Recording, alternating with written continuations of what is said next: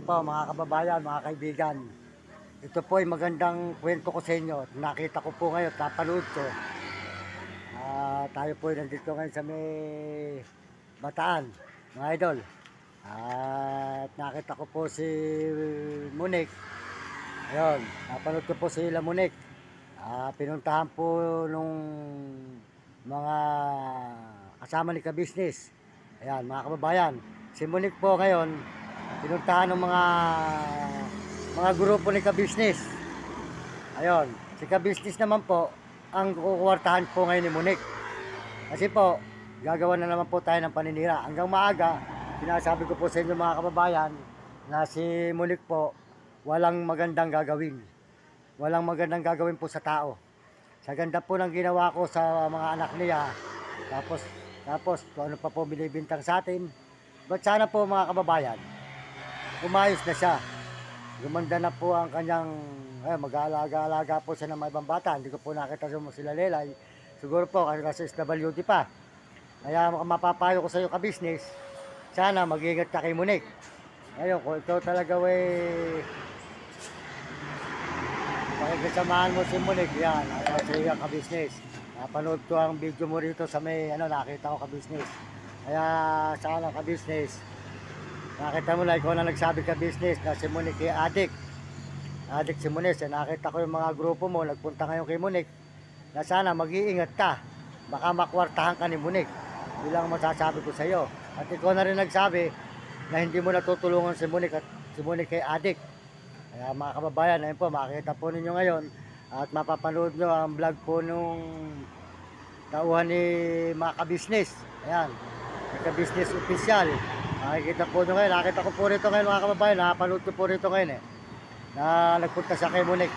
Ayun, nagpunta po kay Monique at parang nasa squatter po.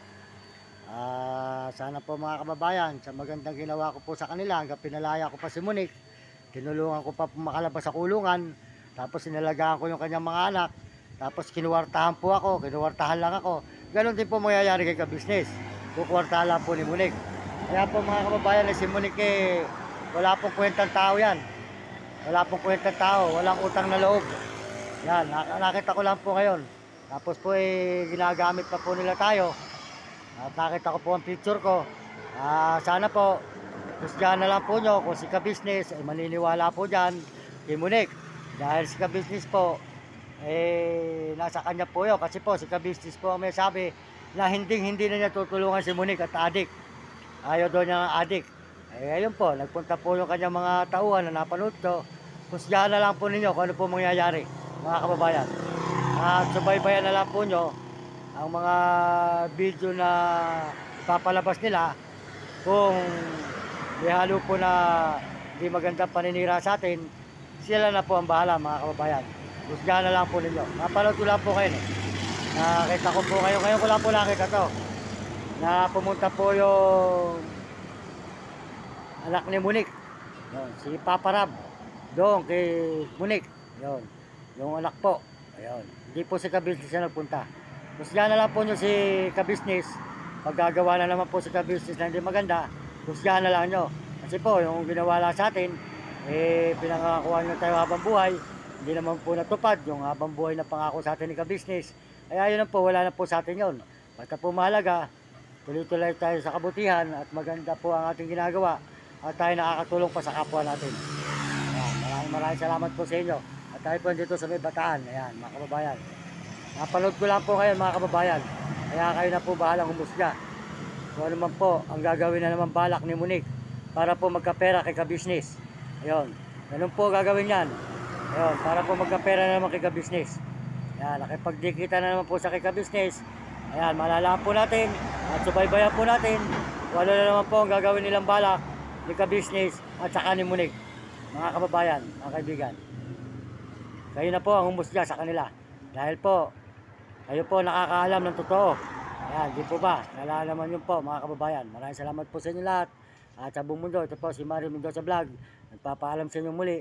Dito sa may Bataan po tayo ngayon. Ayan. Tuloy-tuloy po tayo mga kababayan. Sana ka-business, nagkalayo man tayong dalawa, ang masasabi ko sa iyo, medyo nakita mo na ako sikat na, medyo malapit na sumahod. eh wag ka nang manira pa sana sa akin. Sana, yung kay Monique, ikaw na rin na nagsabi na hindi mo na siya susuportahan. Eh ngayon, nakita ko, napanood ko ka-business, na lumalapit ka na naman kay Monique.